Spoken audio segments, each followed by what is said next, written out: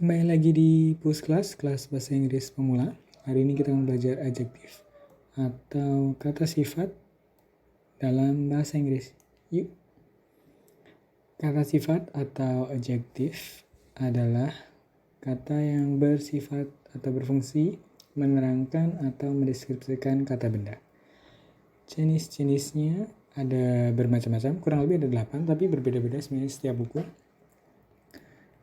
Yang pertama ada proper adjective atau bentuk kata sifat dari proper noun yang intinya adalah nama diri. Jadi misalnya Indonesian language, Indonesian people, atau English book, English house.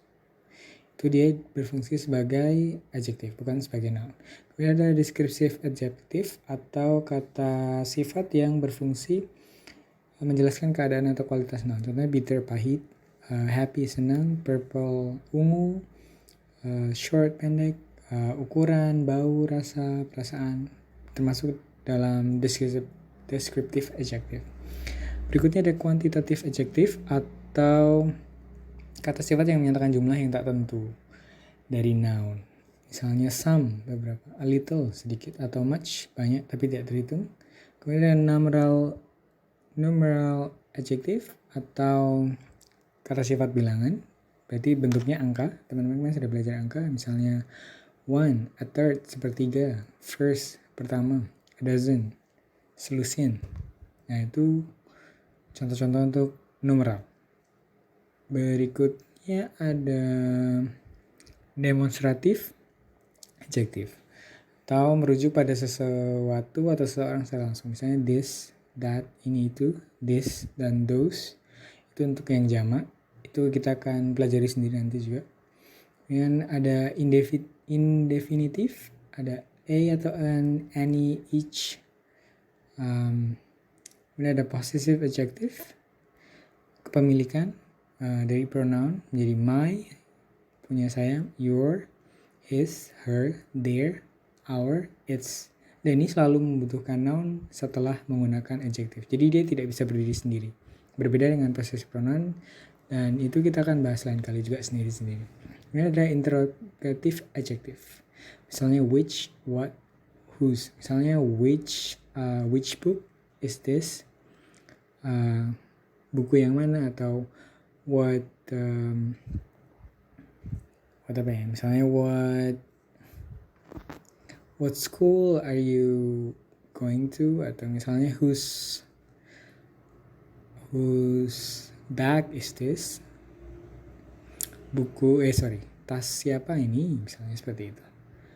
Itu interrogatif. Jadi ada 8, ada proper adjective, ada descriptive, ada quantitative, ada numeral, ada demonstratif, ada indefinitif, ada possessive, ada interrogatif.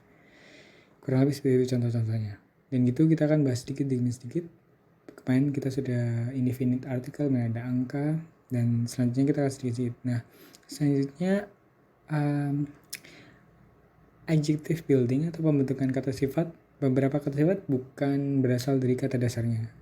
Nah, ada yang dibentuk dari noun atau dari verb, dari kata kerja. Contohnya misalnya child, anak, childish, kekanak-kanakan, emotion, perasaan, emotional, legend, legenda, legendary, melegenda, to tire, membuat lelah, tired, lelah, to care, peduli,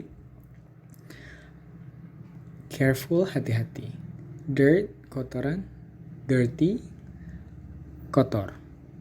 Mudah ya. Jadi selain nanti teman-teman bisa ingat dan kategori satu-satu, teman-teman juga bisa membentuk, mungkin beberapa sudah familiar, bisa dicatat beberapa kata sifat yang dibentuk bukan dari kata dasar. Nah, apa saja fungsi kata sifat? Contohnya menerangkan kata benda secara langsung. Misalnya purple trouser, kata celana panjang, ungu. Nah, beda dengan bahasa Indonesia, strukturnya kata sifat yang menerangkan diletakkan di depan sebelum kata benda. Dalam bahasa Indonesia ditulis celana ungu, celana di depan sedangkan ungu di belakang. Tapi dalam bahasa Inggris balik. Berikutnya contohnya that bag, tas itu, my boyfriend, pacar saya. Nah, berikut itu contoh penggunaan kata sifat untuk kata benda secara langsung. Berikutnya sebagai predikat kalimat. He is beautiful.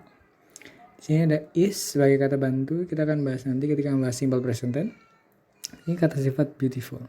Kemudian ada I'm glad. Dia sebagai predikat kalimat karena tidak ada kata kerja. You are here. Sama di sini here. Di sini keterangan tepat. Kemudian sebagai pelengkap kalimat untuk kalimat intransitif, kalimat yang tidak membutuhkan objek. Misalnya, you seem tired. Kamu tampak lelah. She looks happy. Dia kelihatan bahagia.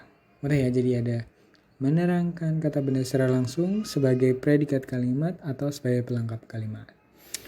Itu hari ini dulu untuk adjektif. Kita akan ketemu lagi minggu depan untuk kelas pemula, hari Sabtu besok untuk kelas menengah. Terima kasih, sampai jumpa.